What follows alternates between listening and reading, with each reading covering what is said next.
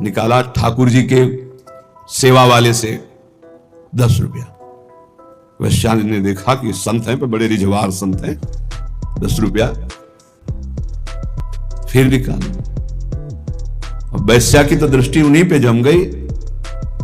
2-3 बार नजदीक आए, उनका 1000 मुद्राएं देंगे। अरे उनका मालिक आदेश करो, कहां है? बोले पूरे परिकर सहित जहां हमारा विश्राम स्थल वहां, अब तुम केवल हमें दिखाओ।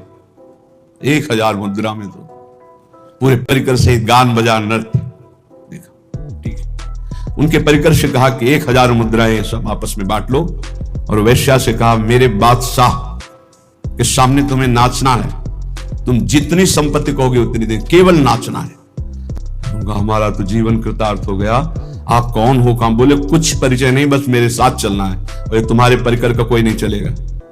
इनको जितना कहो हम अर्थ दे दें, जिनसे इनका जीवन निर्वाह होगा, और तुम हमारे साथ चलो। ऐसा ही अधिकारी थे, खूब वैभव था। अब तो पूरे गिरिराज में, ब्रज में फैल गया कि बुढ़ापा बुद्धि बदल रही है। भाई देखो माया का प्रताप।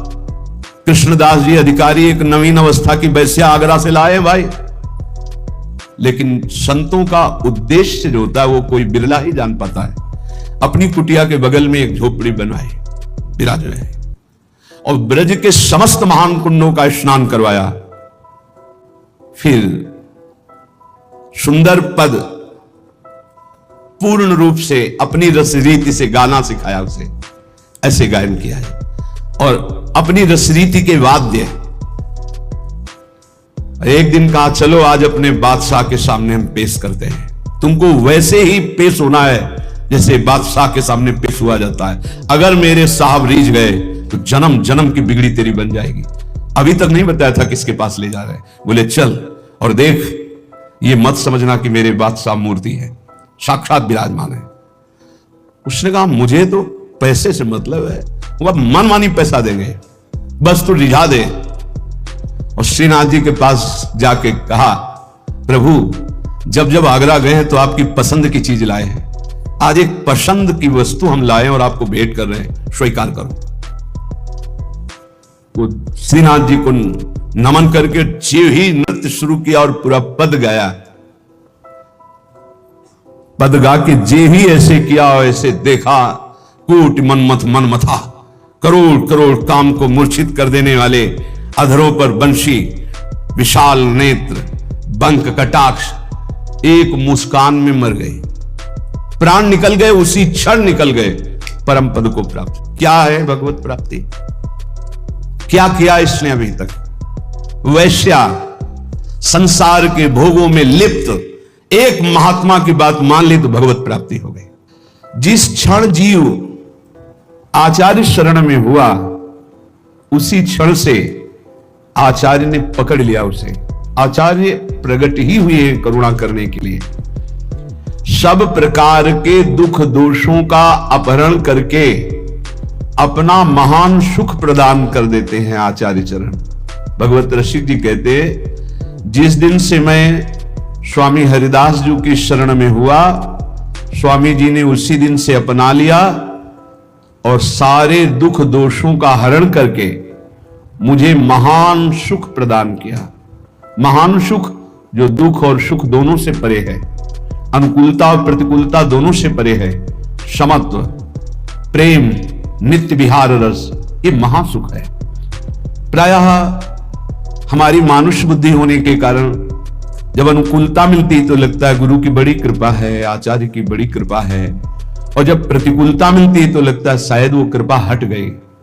तो इष्ट आचार्य गुरुदेव क्या स्वार्थी हैं? क्या अल्पज्ञ हैं? क्या वो राग द्वेष करते हैं? नहीं। जिनके चरणों का आश्रय लेने से परब्रह्म परमात्म तत्व का बोध होता है, प्रियालाल का प्रेम प्राप्त होता है, उनमें अपना पराया कहां, राग द्वेष कहां?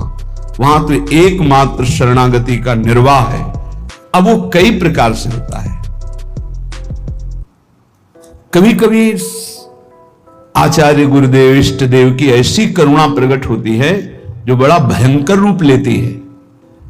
हमारे लिए ऐसा लगता है बड़ा भयावना है, और परिणाम बड़ा सुहावना होता है कि यदि वो ऐसी कृपा न करते तो ये परिणाम न मिलता। पक्का मान लीजिए, कभी कभी ऐसा सुहावना लगता है कि बहुत कृपा है, पर सुहावना लगना ज्यादा अच्छा ठीक नहीं, क्योंकि जब भयावना आएगा तब हम सुहावने में पले हैं, तो हमारा मन कहीं प्रतिकूल ना हो जाए आचार्य चरणों से, गुरुदेव से, इष्ट देव से। इसलिए ये हृदय में चिंतन कीजिए कि आचार्य कृपा, गुरु कृपा, इष्ट कृपा ये एक ही है, और ये परम सुख प्रदान करती है। परम सुख जो ब्रह्मा के द्वारा रचा हुआ नहीं है, जिनके द्वारा ब्रह्मा रचे गए हैं उनका परम सुख, परमात्म सुख, भगवदानंद, प्रेमानंद ये प्राप्त होता है। भगवत ऋषि जी कहते हैं जिस दिन से आचार्य की शरण में हुए, उन्होंने अपनाया, सारे दुख दोष नष्ट हुए और मुझे महान सुख प्रदान किया। एक दिन भगवत ऋषि जी अपने गुरुदेव पूज्य श्री ललित मोहिनी देव जी से टटिया स्थान में जाकर के कहा, अंतर्मुख रख के, फिर भी ये काम वेदना सबसे बड़ा वेग है, ये काम बड़े बड़े ज्ञानियों का भी शत्रु है, साधारण पुरुषों को तो मार ही गिराता है, ये ज्ञानियों को भी गिरा देता है, इसमें बड़ा लुभावनापन है। भगवत ऋषि जी के गुरुदेव ने कहा श्री ललित मोहिनी देव जी ने कि वो करवा उठा के ला, उसमें पानी भरा, थोड़ी देर में उसमें तेल उतराने लगा। कहा देखो पहले इसमें तेल नहीं दिखाई दे रहा था, कुछ दिन पहले इसमें तेल रखा गया था, सुखाने पर ऐसा लगा तेल खत्म हो गया है, लेकिन पानी डाला तो उसमें ऊपर चिकनाहट दिखाने लगी।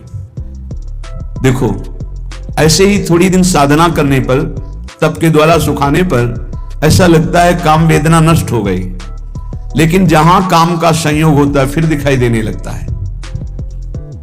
फिर उस करवे को रसोई अमनिया की गई थी तो बहुत आग बची हुई थी, उसी आग में रख दिया, थोड़ी देर के बाद निकाला, फिर पानी डाला, बिल्कुल तेल नहीं आया। बोले देखा अब नहीं। जब प्रभु के मिलन की आग में हृदय जलने लगता है, तड़पने लगता है, रोना, सिसकना, तड़पना, आहों की जागीर, आहा आज की रात गई आप नहीं आए, हाय आज का दिन भी गया आप नहीं आए, तड़प तड़प करके वो एक एक मिनट व्यतीत कर रहा है। उस तड़पन की अग्नि में, विरहाग्नि में फिर ये काम, क्रोध, लोभ, मोह, मद, मत्सर सब भस्म हो जाते हैं। आचार्य कृपा, गुरु कृपा भगवत मिलन की चाह प्रकट करती है। ये न समझे कि गुरु कृपा, आचार्य कृपा से केवल लौकिक सुख सुविधा मिल जाए तो सिद्ध संत, हमारे पुत्र नहीं हो रहा था तो गर्भ रह गया, भाई बड़ी कृपा, बड़े सिद्ध संत, बड़ा सिद्ध दरबार, हमारा काम नहीं बन रहा था, अमुक काम बन गया। भूल में मत रहना, ये सुकृत का फल है, संत महापुरुषों के समागम का फल है, संस्कृति का अंत हो जाना, द्वंद्वों का नाश हो जाना, प्रियालाल से मिल जाना, जिनसे हम जन्म जन्मांतर से बिछड़े हुए हैं। भगवत ऋषि जी कहते हैं ये सुख हमें आचार्य चरण ने प्रदान किया। सायन कहते भाष्यकारों को, वेदों का, शास्त्रों का,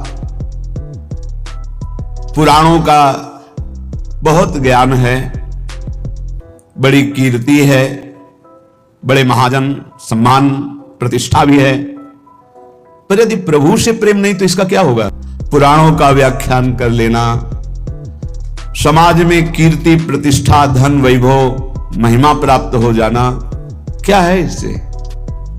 अगर प्रभु के नाम में प्रीति नहीं, धाम में प्रीति नहीं, लीला में प्रीति नहीं, प्रभु के लिए रोना नहीं आया तो मिला क्या? शरीर छूटने के बाद न तुम्हारी कीर्ति जाएगी, न पैसा जाएगा, न ज्ञान जाएगा। ज्ञान वही जागृत होता है जो भगवत अनुराग में या आत्म प्रीति में, और ये सब भूल जाता है, पढ़ा लिखा ज्ञान भूल जाता है। जैसे गर्भ में भी तो ज्ञान हुआ था, भगवान ने हमें ज्ञान दिया था, हे नाथ अब की बार मां के गर्भ से बाहर करो, बाहर निकलकर इतना तप पूर्वक भजन करूंगा कि दोबारा किसी मां के गर्भ में ना आऊं। लेकिन जब बाहर आए, कहां कहां कहां भूल गया वो ज्ञान, फिर लग गए मैं और मोर तोर तय माया, जही बस कीन्हे जीव निकाया, भूमि परत भा ढावर पानी, तिम जीव ही माया लपटा, फिर भूल गए। ज्ञान किस काम का जो विस्मरण करा दे। शुद्ध ज्ञान बोध है, शुद्ध ज्ञान भगवत प्रेम है। जोग कुजोग ज्ञान अज्ञानू, जहां नहीं राम प्रेम पर धानु।